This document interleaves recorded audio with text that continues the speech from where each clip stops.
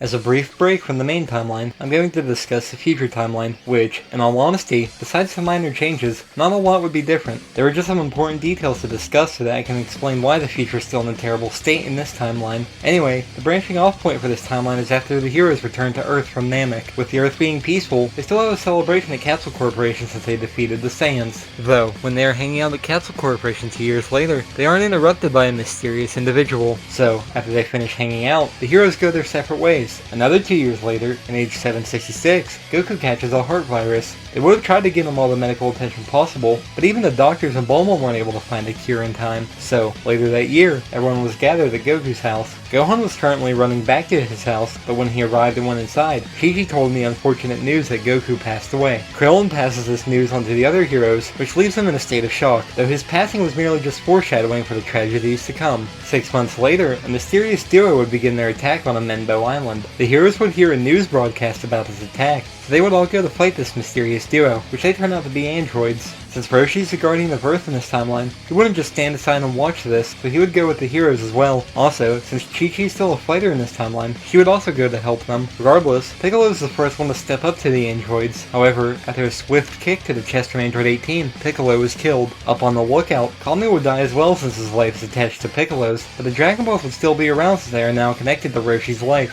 Back with the heroes, Vegeta would try to take on the androids, but he's kicked so hard in the stomach by Android 17 that he dies too. Roshi is the next one to step up, but his attacks would be futile against the mechanical menaces. Even when he tries using the Kaioken, which he is pushed to using the Kaioken times 20, he still can't harm them. Before they could finish him off, he would collapse and die from the strain that the Kaioken times 20 had on his old body. Then Chi-Chi tries to fight them, but she was supposed to be killed with a blast through the chest by 18. Yamcha then tried to attack 17, but he was killed by a powerful kick to the neck. Tien is the next to die, after he receives a swift punch to the stomach by 18. Krillin is then killed as both androids shoot him in the head with a blast. Shotsu is next, as he is killed after being punched in the gut by 17. Finally, Yajirobe is the last one to seemingly be killed, as 18 blasts him through the gut. This is when Korn would arrive after the androids left to give senzu beans to the heroes, but it is too late, as all of them are dead, except for Yajirobe, so he is saved. Yajirobe is then taken to Korn's tower, so this means that the only other hero that survived was Gohan, though he doesn't know Yajirobe survived. Bulma's son Trunks also survived, but he is just an infant at this time, so he can't do anything as of now. Though this is also where this timeline doesn't change a lot from the regular future timeline, since it is just Gohan and Trunks left. Something else to mention is that normally there wouldn't be anything stopping them from going to Namek in a situation like this. After all, Namek was never destroyed, so it's still where they know it to be.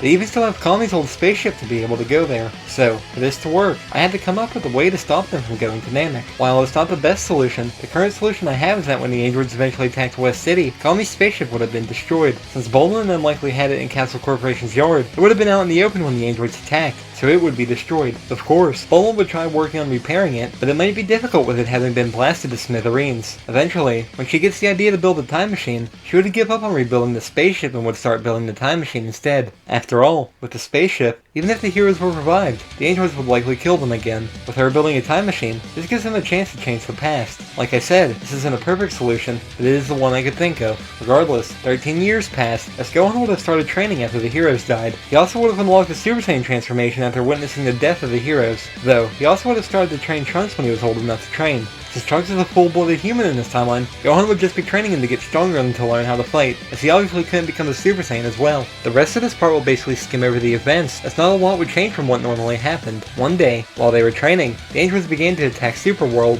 At Superworld, the androids would team up on Gohan, so Trunks would try to help him. This would force Gohan to try and rescue him from death, though he loses his left arm in the process. Though to rescue him from death again, Gohan had to give Trunks the last senzu bean. Trunks then took Gohan back to Capsule Corporation, and after he recovered, their training resumed. But this training is eventually cut short again when the androids attack Pepper Town. Trunks begged to go with Gohan, but he knocked the young boy unconscious and went on his own. Despite his handicap, Gohan puts up a long fight, but he is eventually killed by the androids. This is when Trunks awakens, and he finds his mentor dead, which sends him into a fit of rage. Though, he eventually returns home after he manages to calm down, as he breaks the news to Bulma. 3 years later, Bulma was still working on the time machine, with Trunks helping her. But when they are interrupted by a radio broadcast about Bridgetown being attacked, Trunks ignores Bulma's pleas and takes off. Without being able to go Super Saiyan, he's completely outclassed against the mechanical menaces, though after he is defeated, they only decide to spare him so that they can continue to have someone to toy around with. He is then knocked unconscious, but when he wakes up, he's back in his house with Bulma by his side. After a brief talk, he decides to take the time machine, but as of right now he must recover. After the time machine is finished and he recovers, she gives him the heart medicine to take to Goku.